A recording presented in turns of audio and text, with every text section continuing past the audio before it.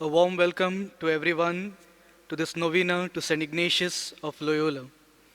Let us sign ourselves and enter into it.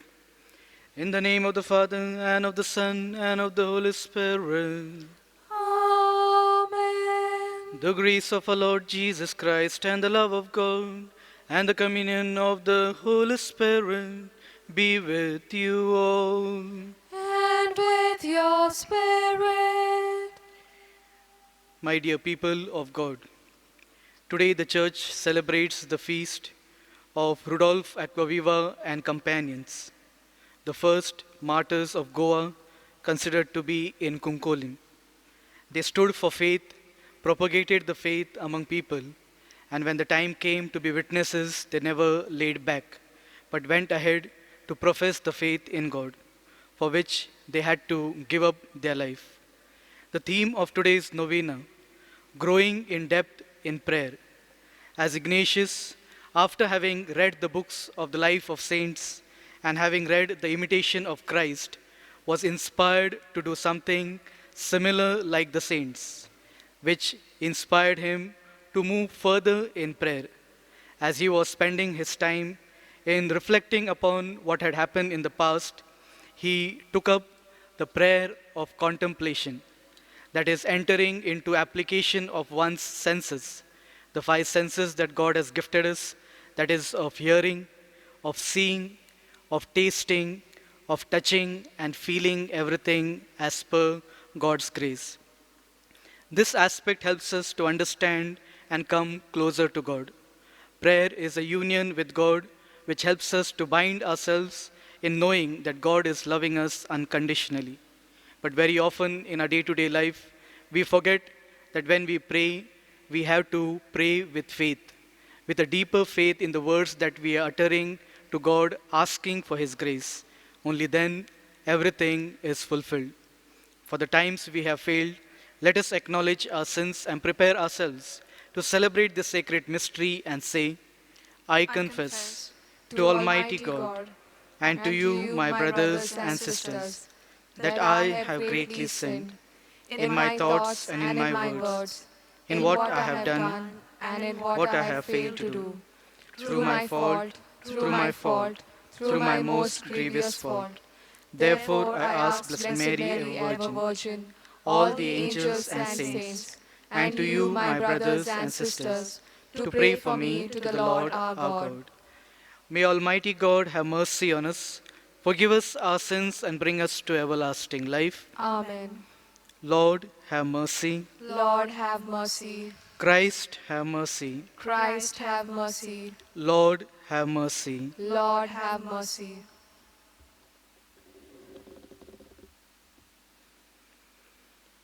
Let us pray. Grant, O joyful outcome to our prayers, O Lord, so that we who each year devoutly honor the day of the Passion of the Holy Martyrs, Blessed Rudolph Aquaviva and companion, may also imitate the constancy of their faith. Through our Lord Jesus Christ, your Son, who lives and reigns with you in the unity of the Holy Spirit, one God forever and ever. Amen. A reading from the book of Jeremiah. Thus said the Lord to me, Go and buy a linen waistcloth and put it on your loins, and do not dip it in water. So I bought a waistcloth according to the word of the Lord, and put it on my loins. And the word of the Lord came to me a second time. Take the waistcloth which you have bought, which is upon your loins, and arise. Go to the Euphrates, and hide it there in a cleft of the rock. So I went and hid it by the Euphrates, as the Lord commanded me. And after many days the Lord said to me, Arise, go to the Euphrates, and take from there the waistcloth which I commanded you to hide there. Then I went to the Euphrates and dug, and I took the waistcloth from the place where I had hidden it. And behold, the waistcloth was spoiled, it was good for nothing. Then the word of the Lord came to me. Thus says the Lord, Even so will I spoil the pride of Judah and the great pride of Jerusalem. This evil people who refuse to hear my words, who stubbornly follow their own heart and have gone after other gods to serve them and worship them, shall be like this waste cloth which is good for nothing. For as the waste cloth clings to the loins of a man, so I made the whole house of Israel and the whole house of Judah cling to me, says the Lord. And they might be for me a people, a name, a praise, and a glory, but they would not listen. This is the word of the Lord. Thanks be to God. Our response: You forget the God who fathered you. Our response: You forget the God who fathered you. You forget the rock who begot you, unmindful now of the God who fathered you. The Lord has seen this, and in his anger cast off his sons and his daughters. Our response: You forget the God who fathered you. I shall hide my face from them, he says, and see what becomes of them. For they are a deceitful brood, children with no loyalty in them. Our response: You forget the God who fathered you. They have roused me to jealousy with what is no God. They have angered me with their beings of nothing. I then will arouse them to jealousy with what is no people. I will anger them with an empty-headed nation. Our response: You forget the God who fathered you. Acclamation. Alleluia, alleluia. Alleluia, alleluia. Alleluia, alleluia. Alleluia, alleluia. The Lord is faithful in all his words and loving in all his deeds. Alleluia, alleluia. Alleluia, alleluia. Alleluia, alleluia. Alleluia, alleluia. The Lord be with you. And with your spirit. A reading from the Holy Gospel according to St. Matthew. Glory to you, O Lord. Jesus put a parable before the crowds, saying, The kingdom of heaven is like a grain of mustard seed, which a man took and sowed in his field. It is the smallest of all seeds, but when it has grown, it is the greatest of shrubs and becomes a tree, so that the birds of the air come and make nest in its branches. He told them yet another parable. The kingdom of heaven is like yeast which a woman took and hid in 3 measures of meal, till it was all leavened. And this Jesus said to the crowds in parables. Indeed, he said nothing to them without a parable. This was to fulfill what was spoken by the prophet. I will open my mouth in parables. I will utter what has been hidden since the foundation of the world. The Gospel of the Lord. Praise to you, Lord Jesus Christ. My dear sisters and brothers in Christ, we have all seen a kind of seed and various types of seed. Only by looking at the seed externally, none of us can tell what that seed will be. Whether it will really bloom and become a big tree, or whether even before it really grows up, it will die. Only when that seed falls into the soil, it starts germinating and it's developed into a big plant. And further, when it grows, it starts yielding fruits and allowing others to take rest under it. In the same way is the Word of God. When the Word of God is spoken to each one of us, many of us don't understand it completely. And that's why Jesus in the gospel always spoke to people in parables so that they may understand what the Lord wants to tell them. A parable always would give us meaning and lessons of life. As in today's gospel, we hear the parable of the mustard seed. Though the seed is a small seed, but when it really grows, it becomes a big tree and gives shelter to everyone. As the theme of today, to grow in depth in prayer. Prayer is one of the aspects which helps each one of us to build a relationship unto God. God in the Old Testament made a covenant with the people of Israelites that He will always be their God, accompanying and journeying with them all throughout their life. And He never forgot the covenant that He had made. But the people forgot what was the covenant. They went their own way. When they found green pastures, they felt this is the promised land where we have to remain. And in that, they completely gave up on the trust and faith in God.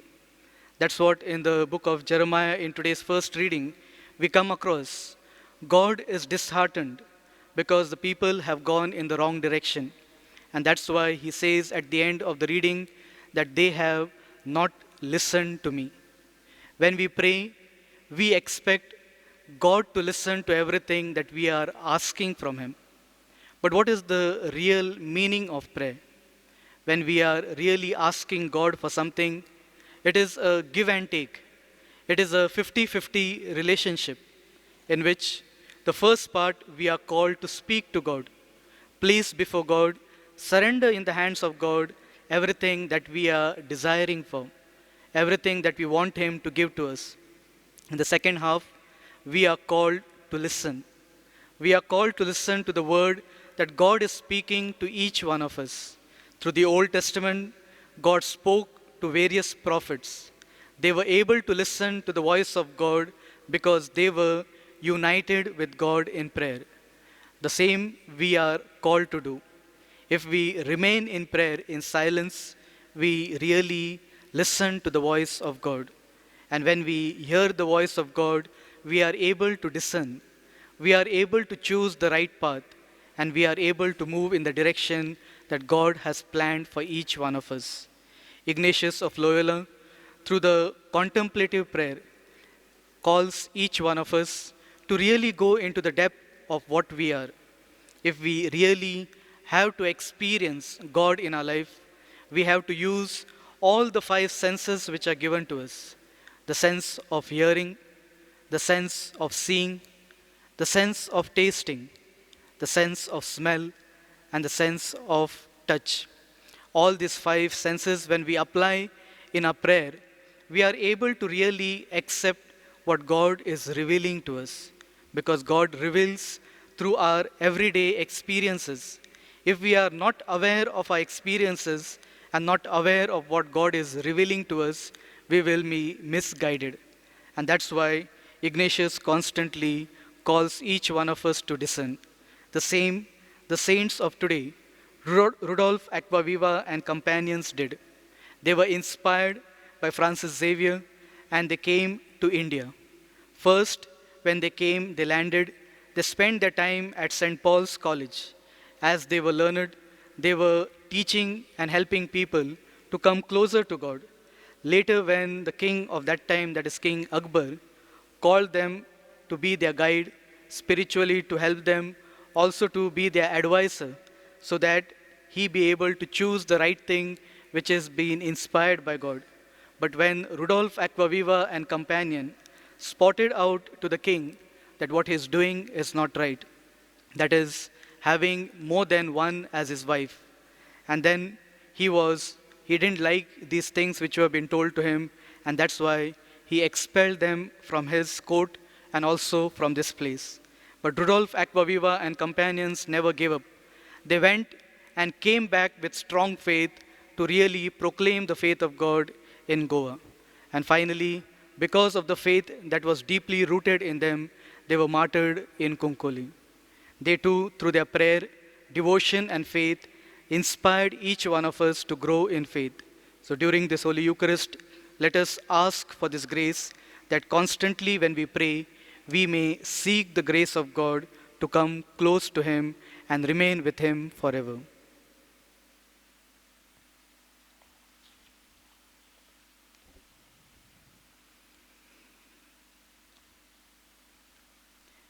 Placing all our prayers and intentions in the hand of God, surrendering everything in His hand so that He may shower His blessings and graces upon us, we pray, Almighty and merciful God, who showed your love to all creation everywhere, hear graciously the prayers we make for all those affected by coronavirus in various parts of the world. We come before you asking for a quick control of the outbreak, for a healing of those affected, for the victims and their families. We pray for the doctors who are doing research that an effective vaccine to combat the sickness be speedily found. We pray for the government and health authorities that they may take appropriate steps for the good of the people. We make this prayer through Christ our Lord. Amen.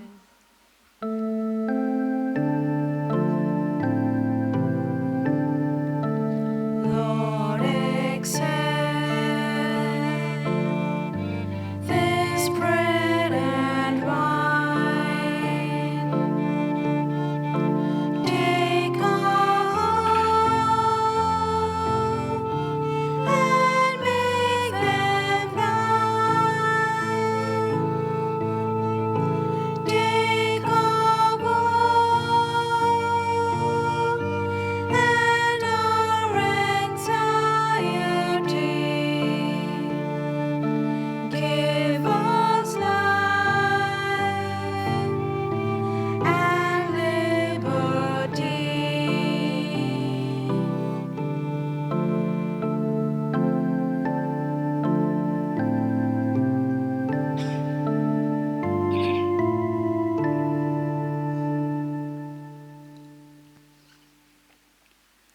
Pray, brethren, that my sacrifice and yours may be acceptable to God, the Almighty Father. May the Lord accept the sacrifice at your hands for the praise and glory of His name, for our good and the good of all His holy church. Let us pray.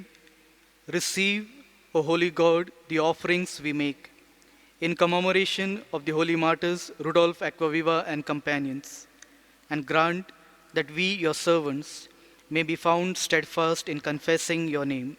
Through Christ our Lord. Amen.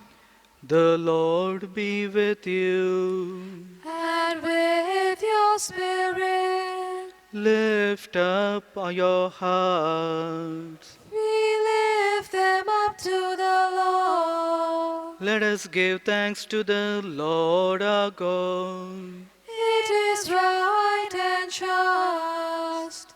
It is truly right and just, a duty and a salvation, always and everywhere to give you thanks, Lord, Holy Father, Almighty and eternal God, for the blood of your martyrs, Saint Rudolf Aquaviva and companions, poured out like Christ to glorify your name.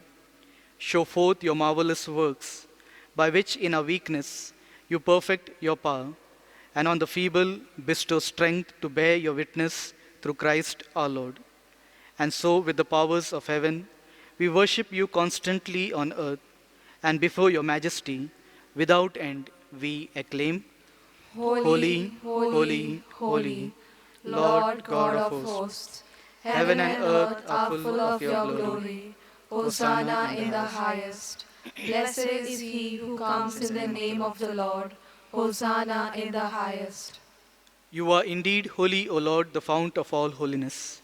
Make holy, therefore, these gifts, we pray, by sending down your Spirit upon them like the dewfall, so that they may become for us the body and blood of our Lord Jesus Christ. At the time he was betrayed and entered willingly into his passion, he took bread and giving thanks broke it and gave it to his disciples, saying, "Take this, all of you, and eat of it, for this is my body, which will be given up for you."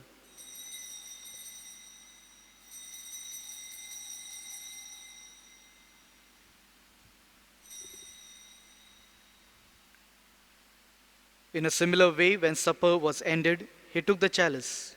Once more giving thanks, he gave it to his disciples, saying, "Take this, all of you, and drink from it.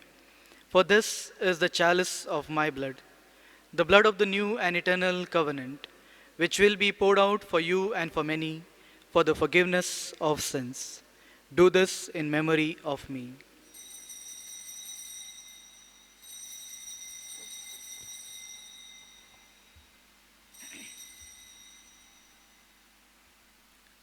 The mystery of faith. Save us, Savior of the world, for by your cross and resurrection, you have set us free. Therefore, as we celebrate the memorial of his death and resurrection, we offer you, Lord, the bread of life and the chalice of salvation, giving thanks that you held us worthy to be in your presence and minister to you. Humbly we pray that partaking of the body and blood of Christ, we may be gathered into one by the Holy Spirit. Remember, Lord, your church spread throughout the world and bring her to the fullness of charity, together with Francis, our Pope, Philip Neri, our Bishop, and all the clergy. Remember also our brothers and sisters who have fallen asleep in the hope of the resurrection, and all who have died in your mercy. Welcome them into the light of your face.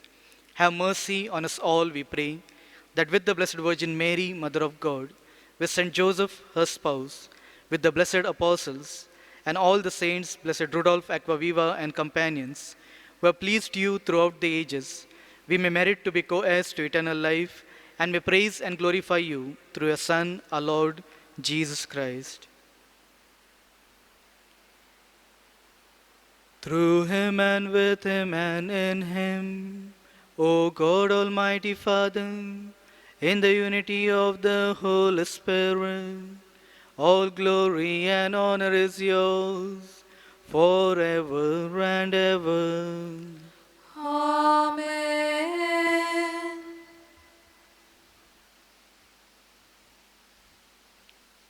Jesus today is inviting each one of us to deepen our life in prayer so that in faith we may grow and come closer to him.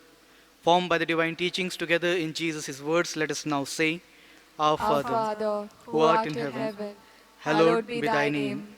Thy kingdom come, thy will be done, on earth as it is in heaven.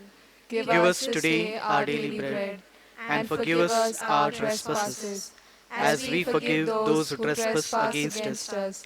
And lead us not into temptation, but deliver us from all evil. Deliver us, Lord, we pray, from every evil. Graciously grant peace in our days, that by the help of your mercy, we may be always free from sin and safe from all distress, as we await the blessed hope and the coming of our Savior, Jesus Christ. For the kingdom, the power, and the glory are yours, now and forever. Lord Jesus Christ, you said to your apostles, Peace I leave you, my peace I give you. Look not on our sins, but on the faith of your church, and graciously grant a peace and unity in accordance with your will, who live and reign forever and ever. Amen. The peace of the Lord be with you always. And with your spirit. Let us offer one another the sign of peace. Lamb of God, you take away the sins of the world, have mercy on us. Lamb of God, you take away the sins of the world, have mercy on us. Lamb of God, you take away the sins of the world, grant us peace.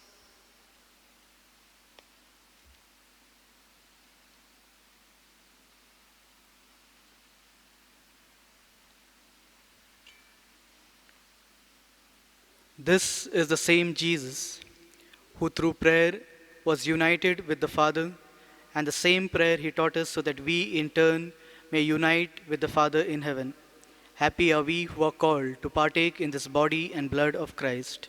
Lord, I am not worthy that you should enter under my roof, but only say the word, and my soul shall be healed. As we prepare ourselves to receive the body and blood of Christ in a spiritual way, let us close our eyes and accept him within us. My Jesus, I believe that you are present in the most holy sacrament. I love you above all things and I desire to receive you in my soul. Since I cannot at this moment receive you sacramentally, come at least spiritually into my heart. I embrace you as if you were already there and unite myself wholly to you. Never permit me to be separated from you. Amen.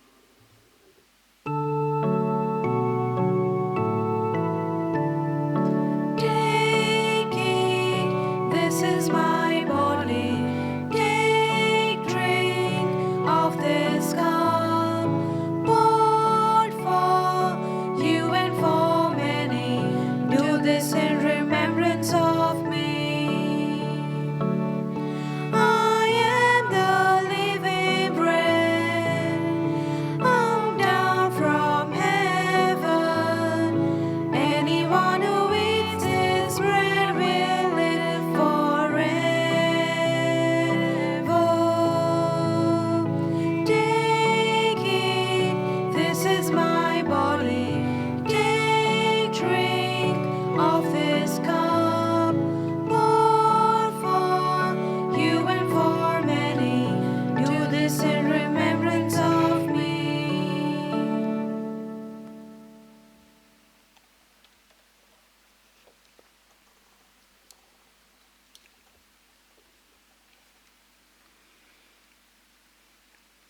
Communion Antiphon. See how rich is the saints' reward from God. They died for Christ and will live forever. Let us pray. O God, who in your holy martyrs, Rudolf Aquaviva and companions, have wonderfully made known the mystery of the cross, graciously grant that drawing strength from this sacrifice, we may cling faithfully to Christ and labor in the church for the salvation of all, through Christ our Lord. Amen. Novena prayer to St. Ignatius of Loyola. O holy and reverend Father and founder St. Ignatius of Loyola, through the working of the Holy Spirit and the intercession of the Blessed Virgin Mary, you were able to surrender yourself completely to Jesus in all your thought, words, and deeds, and became a liable instrument to bring greater glory to the Father. Through you, the love of the Father was manifested by raising up a band of men under the banner of the cross of Jesus, who ever prepared to go to the ends of the earth to proclaim the good news and bring salvation to humankind. We are truly grateful to the Father for this least society of Jesus, which is a gift of the Father through you to the world and humanity. May all of us gathered here during these days for reflection and prayer before your feast receive abundant graces to love Jesus more intimately and follow him more closely as you did in your life on earth. And so we ask your intercession for ourselves. You may put forth your prayers and intentions.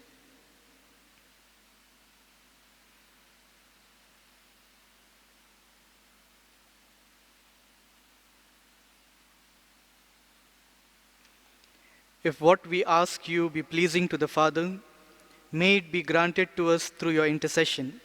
And now, we who look up to you for inspiration and commitment, make these words which made you a great instrument in Jesus' hand our very own as we together say, Take, O Lord, and receive all my liberty, my memory, my understanding, and my entire will, all that I have and possess. You have given all to me. To you, O Lord, I return it. All is yours. Dispose of it only according to your will. Only give me your love and your grace, for that is sufficient for me. Amen. The Lord be with you. And with your spirit. And may Almighty God bless us, the Father, and the Son, and the Holy Spirit. Amen. Go in the peace of Christ. Thanks be to God.